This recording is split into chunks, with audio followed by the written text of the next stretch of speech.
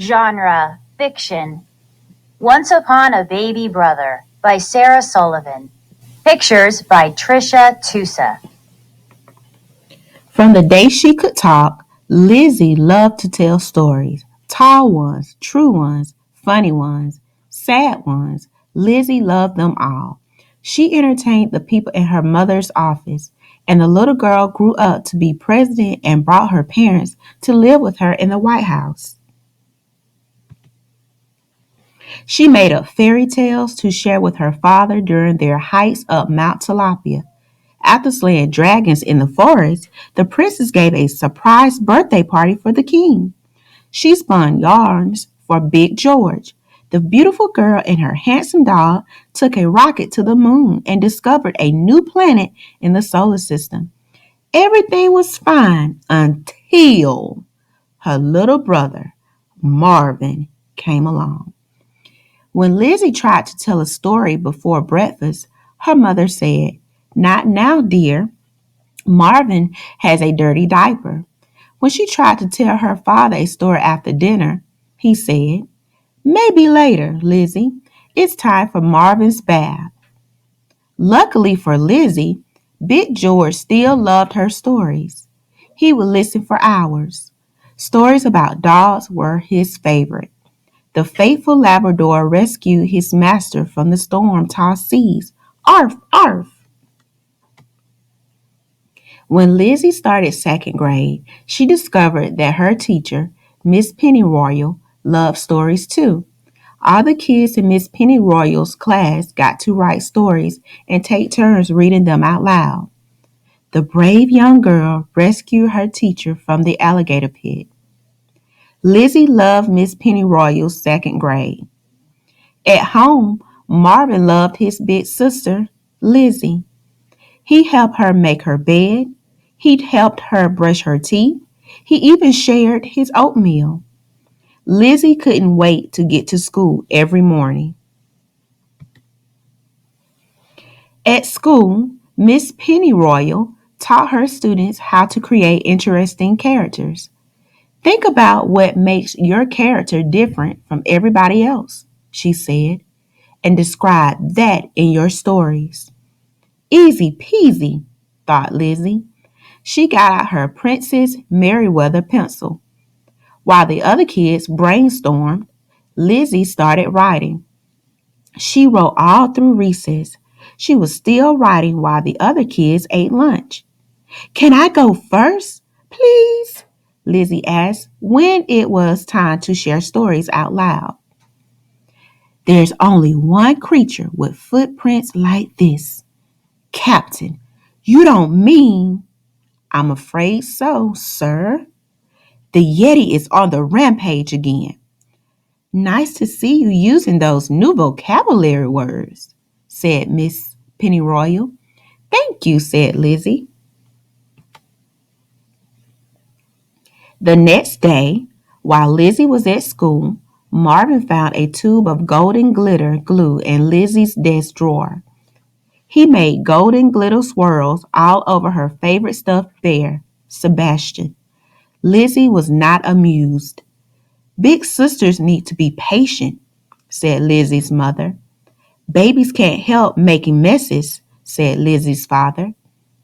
Lizzie curled up in her bedroom with her imagination notebook and wrote a new story. Lizzie was happy to go to school the next day. The kids in Miss Pennyroyal's class were still writing stories about interesting characters. Lizzie had tons of ideas. It was hard to find time to write them all down. "I don't believe I've ever heard of Marvin fish," said Miss Pennyroyal. "It must be very rare." "Oh, it is," said Lizzie. "You hardly ever see one." On Friday, Lizzie's mother announced she was taking Marvin to visit Grandma. "I hope you won't miss your little brother too much," she said. "No, Marvin!" Lizzie was thrilled. After spaghetti for dinner, she and her father played a long game of checkers. The next afternoon, Lizzy sharpened a whole box of pencils. She dusted the furniture in her Princess Merriweather magic castle. She rearranged the stuffed animals on her bed 12 times, but something was missing. At school, Miss Pennyroyal announced a new project. Now that we know about creating characters, we're going to write our own comic books, she said. Everyone needs to think of a character who will have lots of adventures. Lizzy took out her Princess Merriweather pencil. She doodled. She stared out the window. For the first time, she couldn't think of a single idea. That night, while Lizzie's father worked on a sales report for his meeting, Lizzy tried to work on her comic book. She drew stars on the cover of her imagination notebook. She stared at a liver-shaped spot on the ceiling. She even cleaned out her sock drawer. Once, in a far-off galaxy, she wrote, and then. The next day at school, the kids in Miss Pennyroyal's class turned in their comic book projects. Everyone except Lizzy.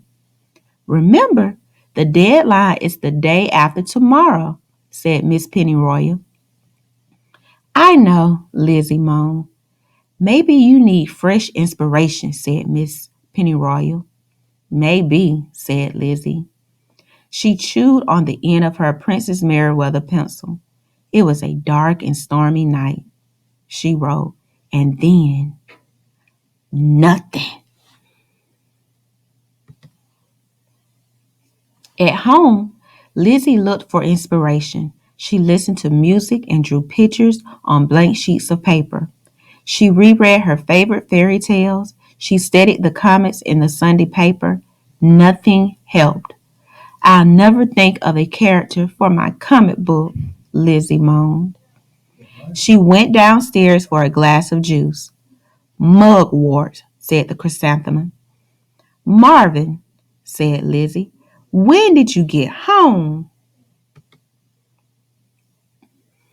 Sif Whizzle, said Marvin. Then he knocked over Lizzy's juice. Oh, Marvin, said Lizzy. Loops, said Marvin. Lizzy thought about Miss Pennyroyal's instructions. Interesting characters. Lots of adventures. Hmm.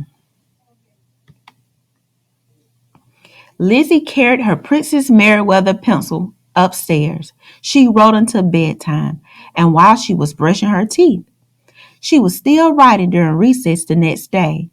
Is your comic book ready to turn in? Asked Miss Pennyroyal.